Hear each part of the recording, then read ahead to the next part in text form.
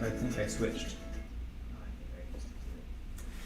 Hello, welcome. Good morning, Good Shepherd. Good morning, Good Shepherd. Welcome to Church Chat. We are here for all of your gardening questions that you might have. You should not take any from any of either one of us, probably. I used to garden. Yeah. You know, I used to do a lot of gardening too. wonder And I if I tried to probably pick up some tips. gardening this year, but there seems to be some disease that came and started taking out a lot of the plants, and so I kind of lost some steam. So Yes, right. Yeah, I don't know what's going on with that. And maybe there's two. You were talking about maybe being too little sun. maybe in that area, it's hard to say. I'm not sure. I don't know.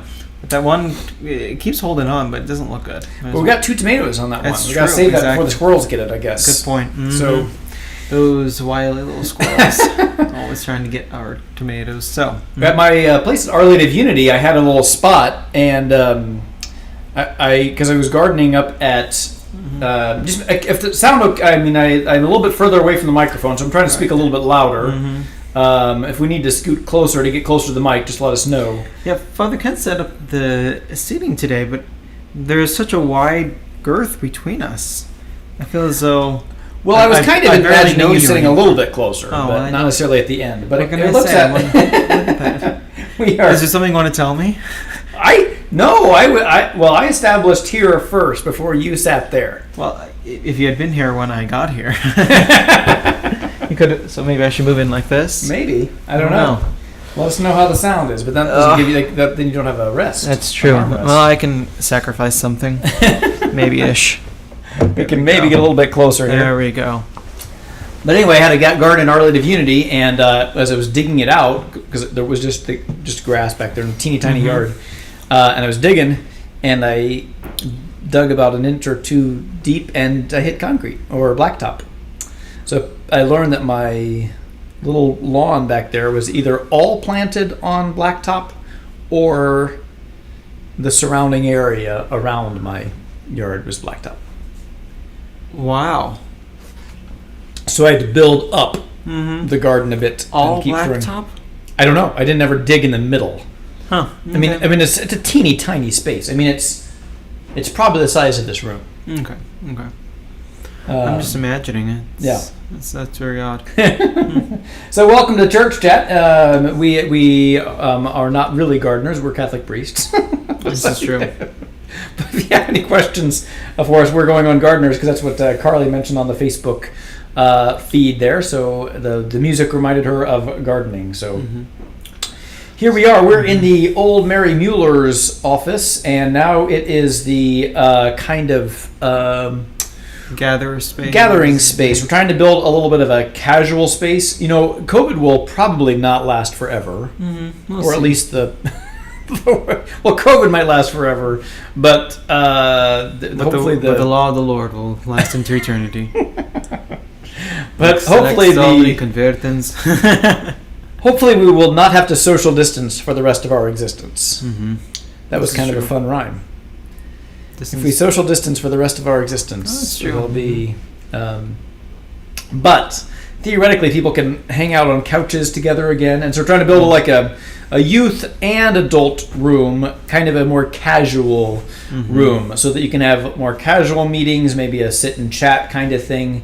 Because we don't really have any of that right now. We don't have a sit on a couch kind of meeting space. We have sit around a conference room table type of space. right. But not a sit around, let's discuss the Bible or whatever, or watch a Or movie, gardening, or what? or gardening. Or right. This will not be a gardening space. That no, much. no. This week you could discuss You gardening. could discuss gardening. This could be the gardening discussion room here.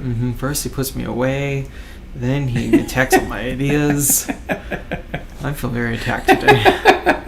You feeling a little insecure way over there? No, I feel very secure. I just feel attacked in my securities. Very good. So what's going on with your life as we are preparing for school and everything? That's been all the buzz, hasn't it? It has. As part of my preparation, I went down a internet hole the other day. Oh, you did? An internet hole. And I need some advice. Well, okay, so... Does this have anything to do with birds? No, it has nothing to do with birds. No. So this year, all of our students are going to be wearing masks. And Right. we're all getting to the point where we're wearing masks very frequently, Right. and it'll be a normal part of our life. So I was trying to, I looked up at one point, are there some extra comfortable masks or extra effective ones or something like that? And now my Facebook and all my internets are obsessed with mask ads. Right. Because all of them... Because they know that Yeah. the Google knows. Exactly. Google knows all. They found out, and so now I'm finding out about all these different kinds of masks. There are like triple layered masks, there are antimicrobial masks, there are different masks that go around your nose.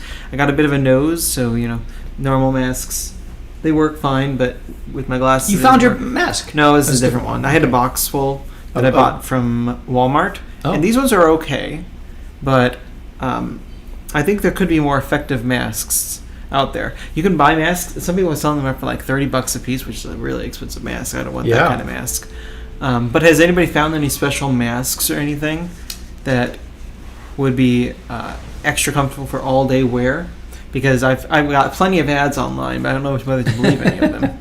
I was at a coffee shop game store. I'll put a plug in for Mission Board Games on Johnson Drive.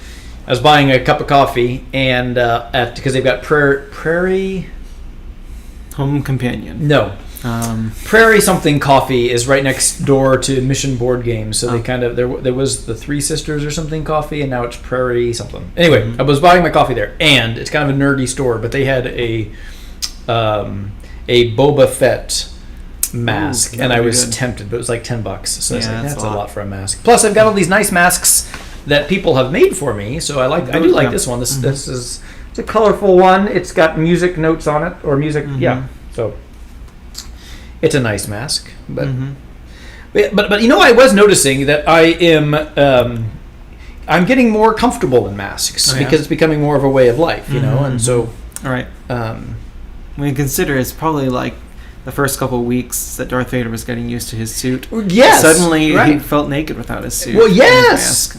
Well, I couldn't find my here. Now I'm a tab collar wearer. We could probably get into a whole debate about collars, but that's a very seminarian priest debate of what collar do you wear.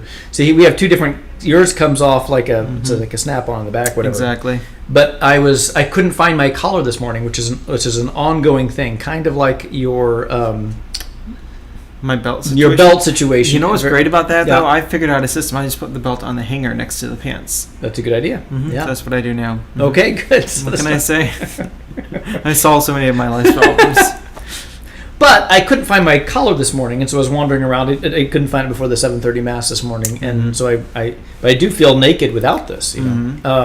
But as you start off, it's not particularly comfortable. But now it's not comfortable to not wear a collar. And I've also noticed that because I don't always wear the priest black shirt, on when I'm down at the lake or on the day off or whatever.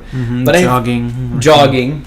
But I have noticed that I don't really like t-shirts much anymore because I feel naked if there's not something on my neck. So I find. So you're telling me is you're becoming a bit like a turtle. That's right. We want to be in your shell. That's what I can say. But I have found that I sometimes wear a t-shirt with like a collared shirt over it, open. But I find that if I don't have a collar on my neck, I do feel naked. So I must probably start feeling naked if I don't have a mask on. You might, because I'm like my mouth is not covered. People often wonder why I keep my clerics on as much as I do, and a lot of it is because I don't think about it. They just become part of me. Sure. And so I don't have to think about what to wear also, but I find them very comfortable. Clerical shirts are very thin, so they look like they're hot, but they're really not. I don't think, because of how thin they are. Yeah, it's a good point. They cover you. I've worn clothes like this for the last 10 years of my life in seminary, so I don't think about. At the end of the day, I don't sit home like, I want to go get in a pair of shorts. Nah, I don't care. I'm not even sure if I own any. No, I own one pair of sweatpants. You've seen me in those sweatpants once eating tacos over the. Yeah, what was that? What was that scenario? we got somebody give us tacos. Make your own tacos. I went downstairs. I went to get some lunch, and I don't know how it happened. I looked around. There wasn't a plate nearby, so I just ate the taco over a trash can. It was like a deep quarantine. It was in deep quarantine. I hadn't seen the sun for like weeks. and I come by the kitchen, and there's Father Ashmore eating a taco over the trash can in sweatpants. Like, it's come to this, hasn't it? Exactly. Don't worry, I recovered very quickly. I got some help. Talked to a couple people. So. I forgot about that. Yes, well, sometimes I do feel the need to get out of the clerk, especially if I might go sit in the hammock or whatever. They do get a little bit hot if you're sitting outside. Well, perhaps. The thing that I find that I really need to take off at the end of the day is my wallet. Oh. I need a smaller wallet. Okay. I do. This thing's a honker. Like George Costanza. Exactly. And I would like a smaller wallet because I'm worried that I'm going to be called, Father Eileen at one point in my life, because I feel like this really gets me. So the first thing I do when I go home is I normally go and I empty my pockets and everything. I see. Mm-hmm. Yes, very good. Mm-hmm. Empty the pockets. How are you feeling, Deacon Marcos? I don't see him around. I think he joined us. He's here. Oh, yes. Deacon Marcos, Jen is asking you, she saw you check in, so very good. Trash can nachos. He paid for it big time. I presume not with money. Trash can nachos. Interesting. So there's this thing called a garbage plate, I believe, up from Rochester, New York. Have I told you about the garbage plate before? No, I think that you were talking with Javine about this, right? Maybe. Was I? Yes. I think you were. Okay. And that she lit all up or something. Yeah. About garbage. You make it. It's a regional specialty of upstate New York, particularly around the Rochester area, I believe. And it's got home fried potatoes on the plate. So just the home fried potatoes, then your meat of choice, which is like ground beef or hot dogs. Then you put macaroni. Ground beef or hot dogs? Are those your two options? Those are basically your meats of choice. I think you can have some other ones too, but those are the ones that people get. Then you have macaroni salad and meat sauce, and there might be something else on top of it. So it's a big honkin', junk food on a plate, and then you eat it with a fork. And it's called a garbage plate. It's a regional specialty. It's actually delicious. It sounds disgusting. It does. And it's amazing. So if you're ever up in upstate New York, go and get a trash plate. I like to use it with, my meat of choice would be the red, I don't remember what they are. They're a hot dog brand that is also from upstate New York. Oh, okay. Zweigels maybe? Red Zweigels maybe. I've been to upstate New York once, I think. I spent many a year in upstate New York. I guess. The years of my youth, when I was young and chipper. Go ahead. It was back in my Busch Garden days. There was some sort of fun sort of Oktoberfest, because I was in the German show for one summer. And they did like some sort of like something. I think it was in Rochester. There's some sort of festival or something put on by Budweiser or whatever, and so they brought up the cast from Williamsburg, from the German show, and we did a little weekend gig or something. It was very unusual, but it was pretty fun. So. Very cool. Rochester's a nice area. It's in some ways the beginning of Midwestern culture, because it's West New York, which is a lot more agricultural, compared to Eastern New York, which is more cities, more Eastern in feel. And so it's got a very Midwestern culture. And so that's why I feel at home at Kansas. I've always been a Midwestern boy, even when I lived in the East. There it is. I think that's the only time that I've been to. I'm gonna go shut this door here. Okay. Those teachers. Having fun. How dare they?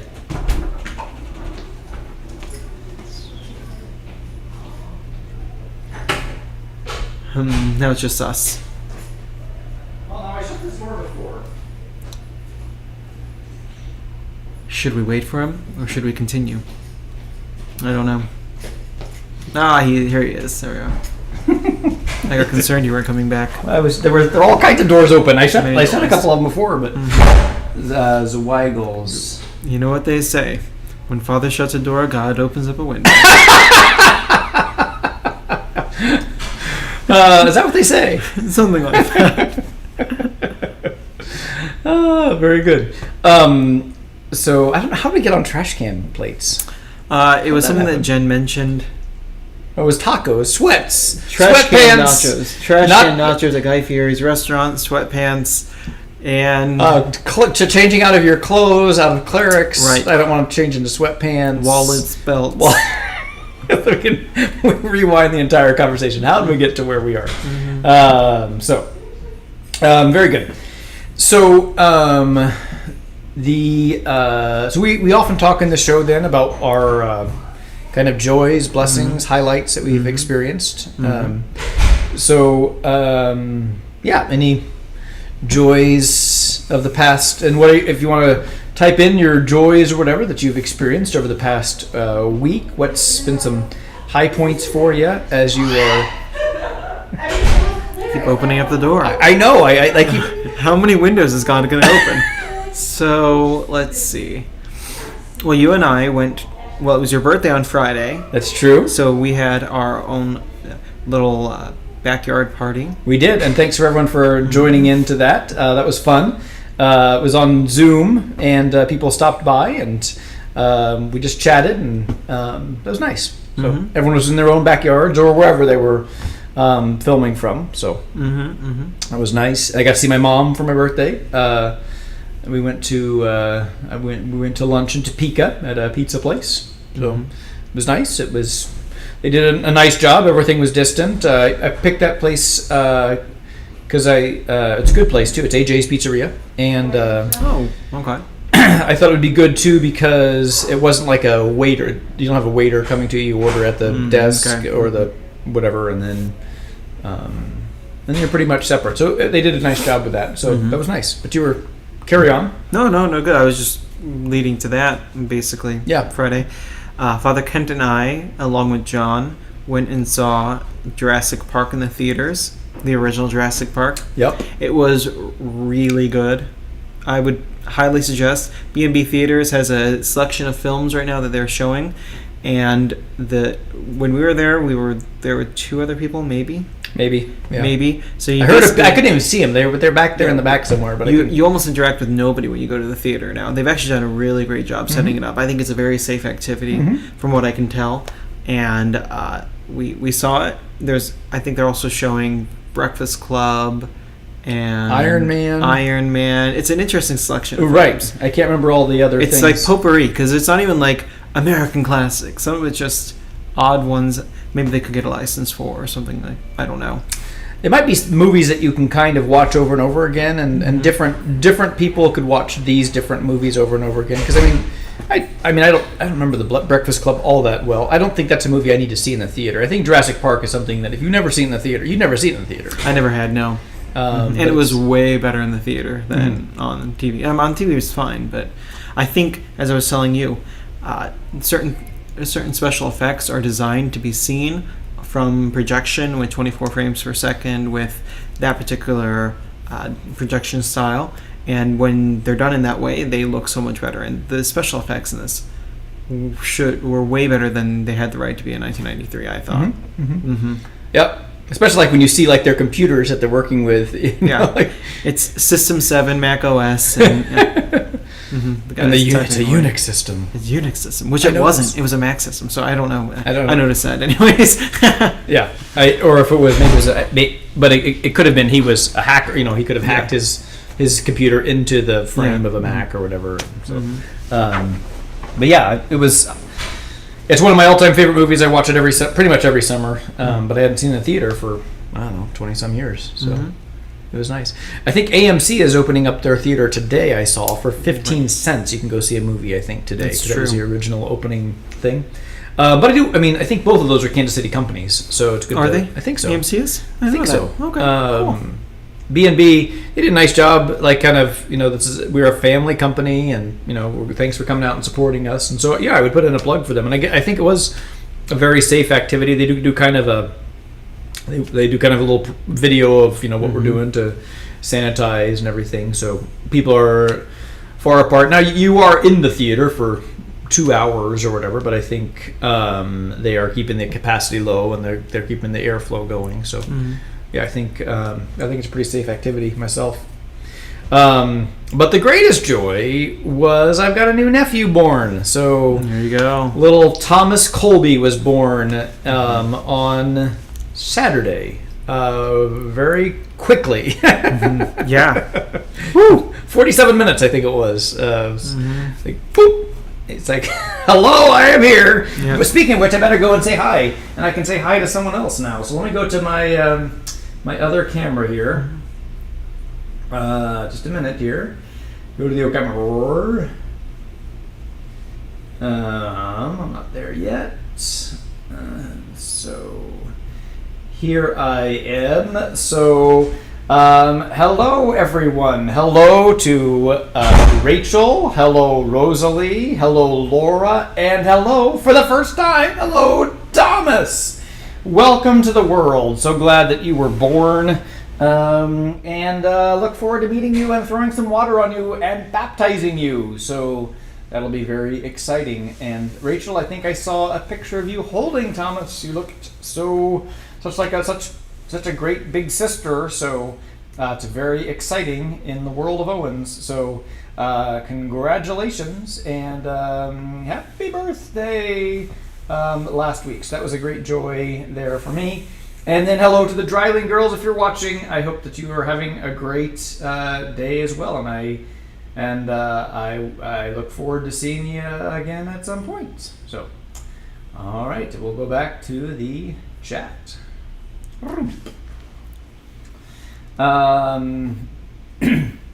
Any other joys that you have? Yes. So I'm halfway through this, so I don't know exactly how it's going to end. But I was telling you, I think on Monday night, I was trying to read a letter of St. Jerome to his friend. Yes. Yes. Innocent, I think was his name. The name of his friend was, and it was in Latin. And so I was just going through it, reading it, and it kept getting crazier and crazier because he was telling a story about a great event that had happened in his life.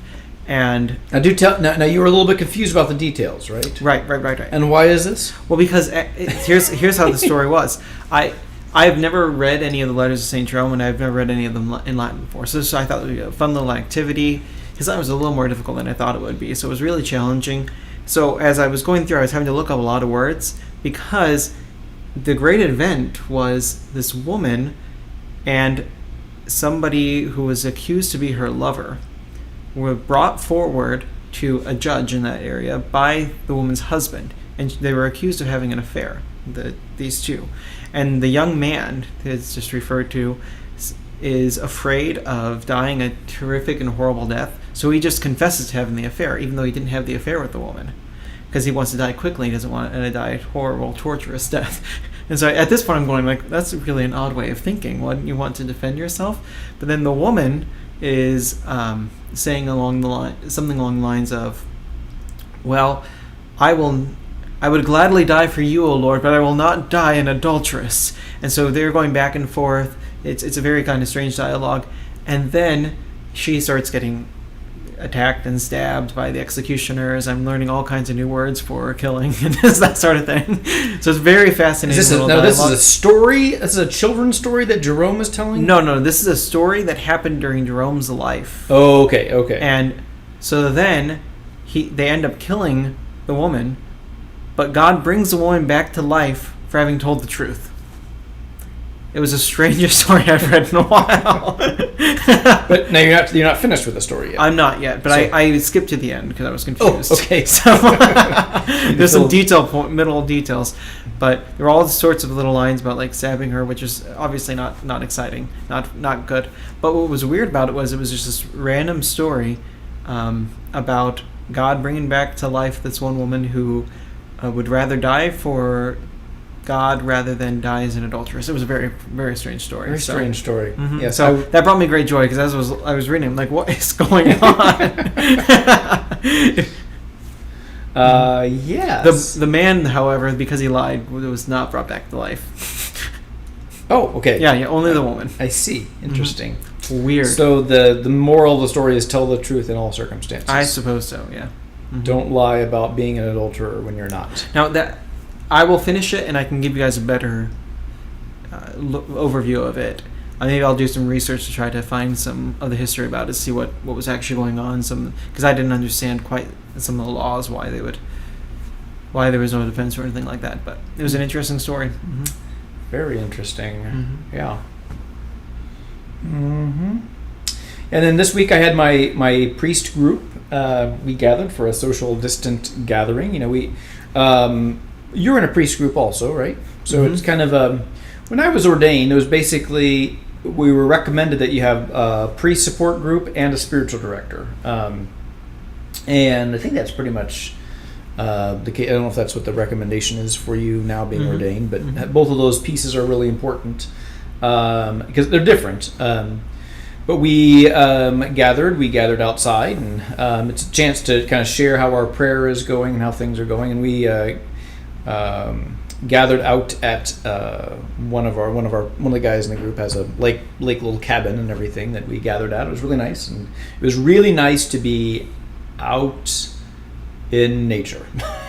It's just because I really haven't felt something. And I went on a little kayak ride in the morning before the other guys got there, and it was nice. Did you? Now, question. Yes. Did the kayak remain on top of the water the whole time? It did not. He's okay. pulling this out of me. Yes, I was having delightful time kayaking on the lake. Wait a minute, is that how you kayak? No, it's not. Like, how do you? Well, there's your problem. You're kayaking like this.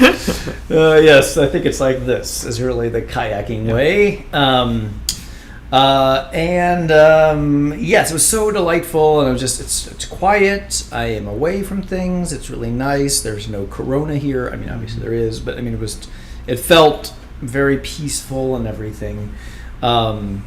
Yes. And then I guess so. I steered, and I kind of steered myself up onto a log, and I kind of sat there for a little bit, and that was nice. And then I pulled away, and I was rowing again. And then apparently I pushed like too hard on one of the sides, and I pushed myself too far, too fast. I lost my balance, and I capsized. And capsizing in a kayak is that's not fun, let me tell you. So.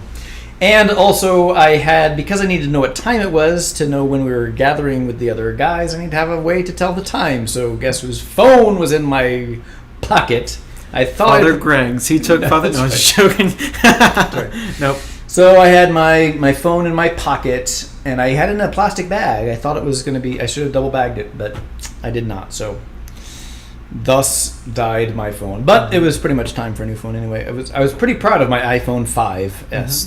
That did really well for 5 years. So I finally had to get a new phone. So, but it was lovely being out there on a more we had our prayer day, we had our whole hour, we had sharing, and it was just really lovely. So beautiful. And it was nice to see other priests in person. And then also, boy, I've had a busy week. Yesterday, Tuesday was Monsignor Bergman's funeral as well. That's true. That was who was a childhood hero of mine as a priest. He was a great model of priesthood, and one of the inspirations for me becoming a priest, Father Bob Bergman, Monsignor. We always knew him as Father Bob back in the day, but he was a friend of the family. So kind of like your family probably that you go see. Because they've got younger kids, is that right? Yeah, we've got the whole range. Yeah. I guess it's 10 to 20 now, 21. Yeah, so 10 to 21. So probably Father Bob was I think pretty good friends with my parents, and then just a friend of the family. So yeah, it's beautiful. Yeah, Father Bob was Monsignor Bergman. You fell into my trap. Bergman was a brilliant guy too. Indeed. He was. His Latin was incredible. His Italian was great. He spoke French. He spoke English, obviously. He had a JCO or JCD. Oh, right. He had a canon law degree.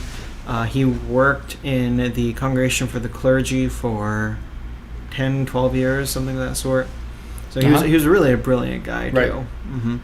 And his heart was very devoted to the priesthood in a very real way. So I didn't know him well. We had met on several occasions, of course. I always liked talking to him. He was hilarious. So yeah. Well, we usually have 2 occasions throughout the year. 2 main occasions that priests really can get to know each other. Is we have our retreat at Benedictine College in the first week of June, and we have our convocation or our workshop in the last week of September. Both of those events are canceled this year, not surprisingly, but it is hard. And so one of the things that Monsignor Bergman, we have a kind of a social night on Wednesday night. So you probably heard, when your conception days, heard him come up and tell a few jokes. Of course. So he'd usually get up and tell a few jokes, and it kind of sometimes a strange sense of humor. Yeah. Oh, okay, Bob, what was that? He was better at situational humor, I thought, than he was at telling jokes. Right. Mm-hmm. But yes, those are the elements that, as I'm getting more and more years behind me of priesthood, I will start missing more and more of the guys who, the workshop, now this guy's not with us. And there was another guy who had his candy bowl every for all the talks. That was Riley. Pat Riley had a bowl of candy sitting at the front table. So you walked in, you might grab a piece of candy and say, "Hey, Pat, how are you?" But he passed away 2, 3, 4 years ago, maybe even so. But and then Monsignor Bergman took that on, and he was the keeper of the candy. Yeah. And so now I think Father Mark is going to take that on, be the candy keeper, and we'll have the memorial Father Pat and Father Bob candy bowl. Candy bowl. Yeah, it's really a shame that we can't do the conception convocation this year. It is. It is. That was a lot of fun last year. Yeah, it's always enjoyable to spend that time with the guys, and then the Chrism Mass a little bit. We're usually all there, but there's not a whole lot of time before and after the Chrism Mass. But those are nice for those extended times. But those aren't happening this year. So. Nope. Yeah, we're living in a COVID world. Ain't no party like a COVID party. Because a COVID party don't happen. And then next week we're not going to have a chat, I don't think, unless I can find another co-host. That's true, because I will be away next week. You will be away. Are you sharing what you are doing? I'll be going to Colorado. Okay. You don't have to. Some priests are pretty guarded about what they're doing or where they're going. I think my good friend, you've met him on the show, Father Greg. I think he's usually pretty guarded about where he's going and what he's doing. My philosophy is, hey, I'll tell anyone where I'm going, what I'm doing, because my philosophy is we've had lots of hidden information from priests about what's going on, and so I try to just be very open. Here's what I'm doing. I'm going on this. I'm going on a cruise, or I'm going to this, or so. Yeah, I might be going on a retreat. I was going to go on a vacation, but I'm not going to do that. I might go on a retreat that first week, that week after Labor Day. So we'll see how. I'm kind of holding out to make sure everything is good with the school, because things still are a little bit shaky, and so. I think we got a good plan at our school. Don't get me wrong. I think But nothing is shaky plan-wise. We got a great plan. So what he means by shaky is just everything's changing right now, culturally and in the area, and so it's helpful to have a stable presence here. Right, right. So we'll see what that's like, because we're starting up school theoretically, unless the state or the county tells us otherwise, I suppose, on the 31st of August. So. But there is no reason to think that at this point. There's no reason to think there will be any changes at this point. Yeah, at this point, we're planning on the 31st. And from what I've heard from people in the archdiocese, that's our plan, archdiocesan wide too, to continue our current plan in order to assist our students in the best way possible throughout this whole time. Right. Yeah. So I think we do have a good plan. Yeah. We're able to have a higher, because of the advantages of a Catholic school, we're able to have our students more socially distanced in public schools, so that by its very nature decreases some of the risk that we would see at greater public schools. And there are other things that we're able to do because of our teachers and the way that we work that make us a safer environment than perhaps some of the public schools. So that allows us to have a little bit more flexibility and perhaps to be a little more confident as we enter into this year. Yep. So I'm very excited to have the kids back, and Archbishop Naumann. Archbishop Naumann, that's the only. I guess maybe that's like, unless Archbishop Naumann makes a different kind of proclamation. Yeah, he was just here yesterday, by the way. We did our third and final confirmation. Absolutely, and it was lovely. Although I'll be a little honest here, I'm a bit confirmationed out. Yeah. I don't normally have 3 confirmation masses in 1 year, and it's lovely, and I'm so glad that the Archbishop was able to do that 3 times. But normally, like, there's like this one confirmation mass, it's a big deal, and you're done. This year there was like 3 that were not as big of a deal because it wasn't like the reception or anything, but there was still a fair amount of planning. Fair amount of planning and putting all the work together and the music and we lemons. We had the lemons / limon issue. I haven't told anybody about that, I don't think. I asked somebody on our staff, so let me give you a little bit of background on this. Oh, interesting. Oh, I had no idea. They do it. I think they do that. University of that seems to come up on my Facebook feed like every day. Interesting. So what Bernie is saying there is, Archbishop Naumann was a guest on the University of Kansas Health System Facebook talk this morning. So good to know.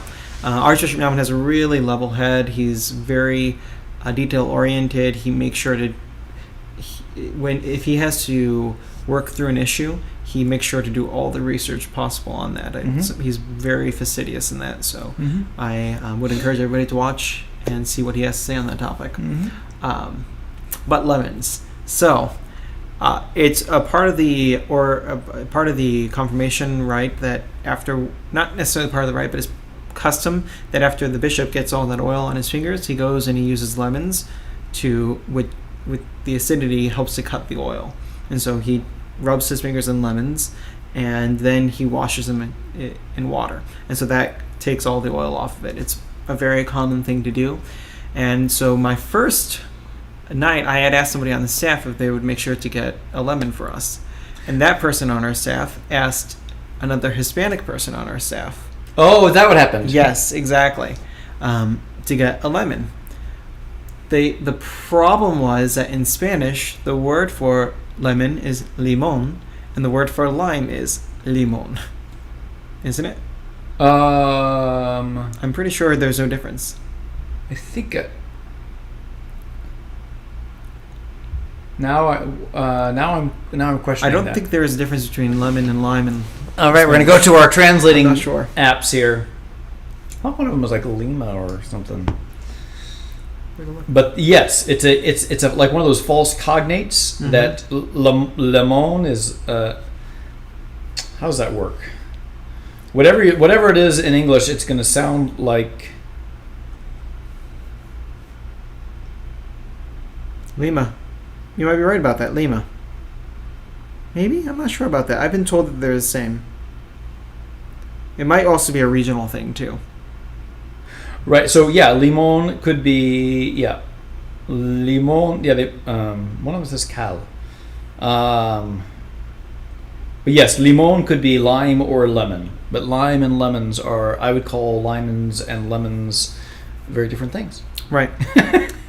And so we go to set up things, and all of a sudden this random lime here. I was not expecting a lime. I was expecting a lemon. Right. So the first night, the Archbishop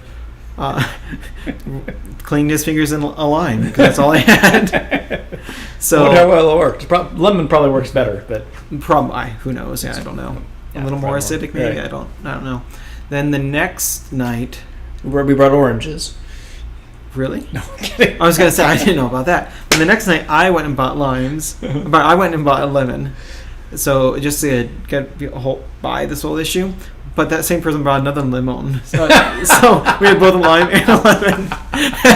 So it's a lemon lime kind of mix. Exactly. And Apparently, there was like a whole chaos at one point because he was trying to make sure that I found the lime, and so all the teachers were really confused on one of the nights because he kept going, "I have the lime, I have the lime," and the teachers were like, "Why? What's going on with the lime?" But this lime was very important to have, and they're like, "What? Is the lime an essential part of the ordination?" No. So we had a lot of lemon pieces. That was a big lemon. it was a big lemon. Yeah. It was cut up into 8 last night. So Yeah.